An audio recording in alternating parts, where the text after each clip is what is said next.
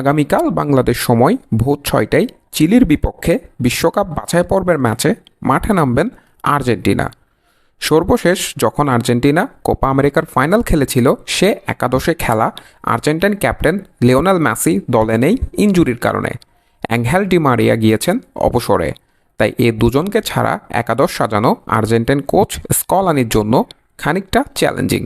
কেমন একাদশ নিয়ে চিলির বিপক্ষে মাঠে নামবেন আর্জেন্টিনা, সেটি নিয়েই আলোচনা করব। গোলরক্ষক হিসেবে অবশ্যই এমিলিয়ানো মার্টিনেসকেই দেখা যাবে দস্তানা হাতে। রক্ষণভাগে আর্জেন্টিনার দুই ভরসার নাম লিসান্দ্রো মার্টিনেস এবং ক্রিশ্চিয়ান রোমেরো থাকবেন ডিফেন্সে। রাইট ব্যাকে দেখা যাবে নেহুয়েল মোলিনাকে, সেটি এক প্রকার নিশ্চিত। লেফট ব্যাকে দেখা যেতে পারে আর্জেন্টিনার তরুণ তুর্কি ভ্যালেন্তিন বার্কোকে, যাকে প্লেইং টাইম দেবেন স্কলানি, সে ইঙ্গিত তিনি আগেও দিয়ে রেখেছেন। মিডফিল্ডে আর্জেন্টিনার তিন ভরসার প্রতীক অ্যানজো ফার্নান্দেস, রদ্রিগো দি পল এবং ম্যাক অ্যালিস্টারকেই দেখা যাবে। তবে স্কলানি যদি ৪-৪-২ ফরমেশন সাজান, সেক্ষেত্রে বাম দিকে দেখা যেতে পারে লো সেলসোকে কিংবা স্কলানির ফেভারিট নিকোলাস গঞ্জালেসকে। ৪-৪-২ ফরমেশন সাজালে সেক্ষেত্রে আক্রমণভাগে অবশ্যই লাউটারো মার্টিনেস এবং হুলিয়ান আলভারেজ দুজনকেই একত্রে একাদশে রাখবেন স্কলানি।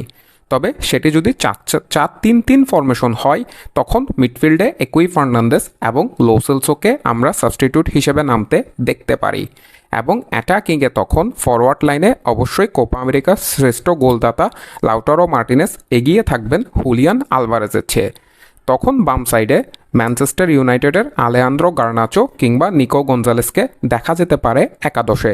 তবে নিকো গঞ্জালেসকে সেক্ষেত্রে একাদশে দেখা যাওয়ার সম্ভাবনা খুবই বেশি, যেহেতু স্কলানি তার সিস্টেমে নিকো গঞ্জালেসকে সবচেয়ে কার্যকর প্লেয়ার মনে করেন।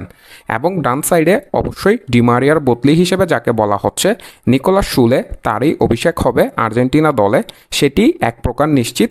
তবে যদি ৪-৪-২ ফরমেশন হয়, তখন এই প্লেয়ারদেরকে থাকতে হতে পারে বেঞ্চে। এবং সাবস্টিটিউট হিসেবে মাঠে আসবেন আর্জেন্টিনার আরেক তরুণ প্লেয়ার ভ্যালেন্তিন বার্কো। ম্যাচের যে কোনো এক সময়ে তাকে সাবস্টিটিউট হিসেবে মাঠে নামতে দেখা যাবে।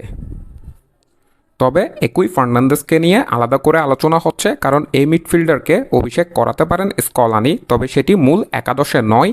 অ্যানজো ফার্নান্দেসের সাবস্টিটিউট হিসেবে যে কোনো এক সময় মাঠে আসতে পারেন ম্যাচে একুই ফার্নান্দেস। যদি ম্যাচ প্রেডিকশন নিয়ে কথা বলি, তবে আমার মনে হয় আর্জেন্টিনা এই ম্যাচটি ১-০ গোলের ব্যবধানে জিতে নেবেন।